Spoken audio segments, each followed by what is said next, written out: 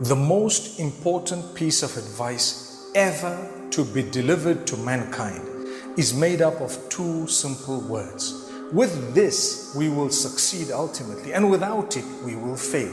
So what are these two words?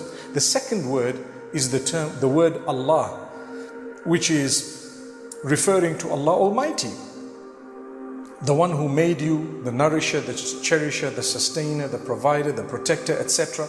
The one in absolute control of every aspect of your existence, Allah. That's the second word. So what's the first, and how will it so quickly make up the most important piece of advice ever? Well, it's as follows. Ittaqullaha. Wow, simple as that. Ittaqullah. We hear the term ittaqullah. People say ittaqillah, ittaqullah, etc.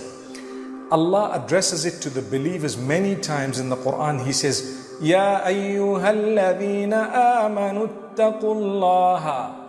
O you who believe, ittaqullah. Then Allah says, Ya ayyuhan nasu ittaqu rabbakum. O people, ittaqu rabbakum. Have taqwa of the one who made you, the one who is in control of your entire existence, the one who feeds you, clothes you, etc. So what is the meaning of the term taqwa? It's so important. Taqwa, some say, is the fear of Allah. Well, that is a very narrow meaning, and it could be perhaps worded much better and more correctly. Because when you are scared of someone, one might say that is an element of fear, to be scared. Are you going to worship Allah because you are scared of Him? No. You're going to worship Allah because you love Him and because you're afraid of making Him angry or upset. You're afraid of His wrath, His anger. You're afraid of His punishment. So when you worship Allah out of the love of Allah, you've automatically created a barrier between you and His anger or His punishment. And this is why Ibn Hajar al-Asqalani says, taqwa is to create a barrier between you and the punishment of the Almighty by obeying the instructions of Allah and by staying away from the prohibitions. As simple as that.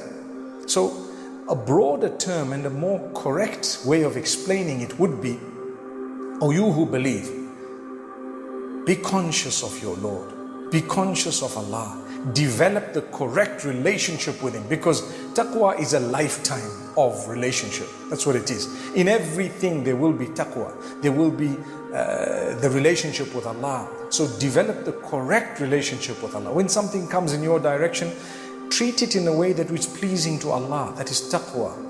You're always conscious of the fact that you are returning to Allah.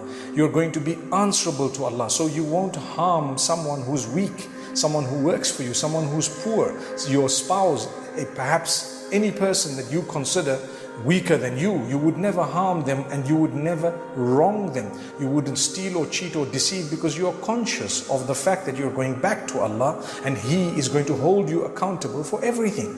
There are people who think they're going to get away with things that are wrong here on earth when they do that against others. But Allah says, you know what, we're watching, we know.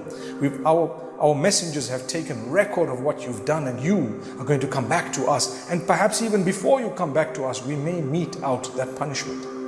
So my brothers, my sisters, that is taqwa. Wasiyatullahi lil-awwalina wal-akhirin. It is the instruction of Allah for those before and those who are going to come after.